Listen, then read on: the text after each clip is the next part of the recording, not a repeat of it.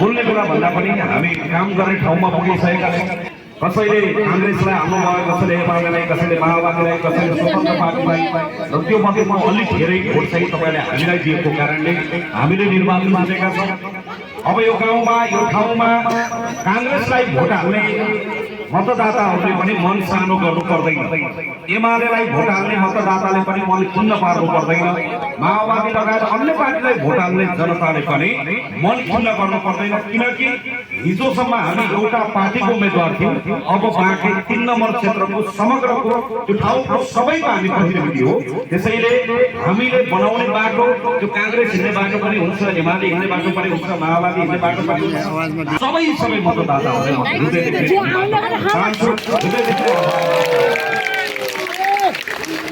हामीलाई आँखा चिम्लेर तपाईँले विश्वास गर्नु भएको छ भने यो संसारमा आँखा नचिम्लिने बेलासम्म तपाईँको लागि सबैजनालाई धेरै धेरै धन्यवाद। मान्छेहरूले भन्दै छिटेपछि फर्केर आउँछन् कि आउँदैन न, हामी आजै फर्केर आइसकेका छौँ। अब फर्की आउँदैछौँ तर हामी अब यो क्षेत्रको सांसदको एउटा सम्पर्क कार्यालय हामीले सबैलाई सेन्टर पर्ने गरी नेपालका 16 र 17 वडालाई सेन्टर पर्ने गरी हामीले एउटा निर्वाचन यो चाहिँ सांसदको सम्पर्क कार्यालय राखिदिनेछौँ। त्यो सम्पर्क कार्यालयमा तपाईँले हामीलाई फोन गर्नु पर्दै तपाईँले त्यो ठाउँमा गएर त्यहाँ एउटा सम्पर्क कार्यालय हुन्छ। यहाँका पार्टीका साथीहरूले सबै जनताको सुझाव गुनासो गर्नुपर्ने कामहरू के छ हामीलाई गर्नुपर्ने तपाईँले त्यहाँ लगेर टिपाउन सक्नुहुन्छ। तपाईँले आफ्नो दुःख के हो त्यो हामीलाई बताउनु। तपाईँलाई परेको ठाउँमा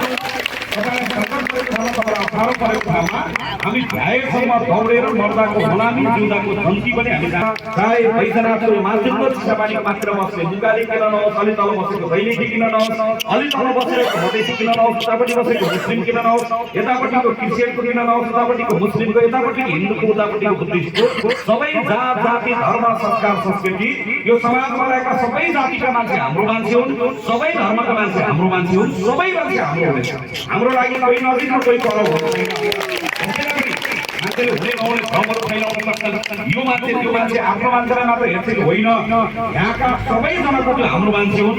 जन्मको हिसाबले मैले एउटा आमाको गर्भबाट जन्म लिएको होला, मेरो राजनैतिक जन्म तपाईँले दिनुभएको बाँकी 3 नम्बर क्षेत्र मेरो जन्म दिने आमा, बाँकीको 3 नम्बर क्षेत्र मलाई जन्म दिने आमा र बाउ भन्दा पनि माथि हुनुहुन्छ। अथवा संसारले नखेटेको बेलामा, संसारले घेरेको बेलामा, संसारले पछि लागेको बेलामा तपाईँ मेरो लागि साँची बसेर मलाई जुरुक बोकिदिनु भएको छ।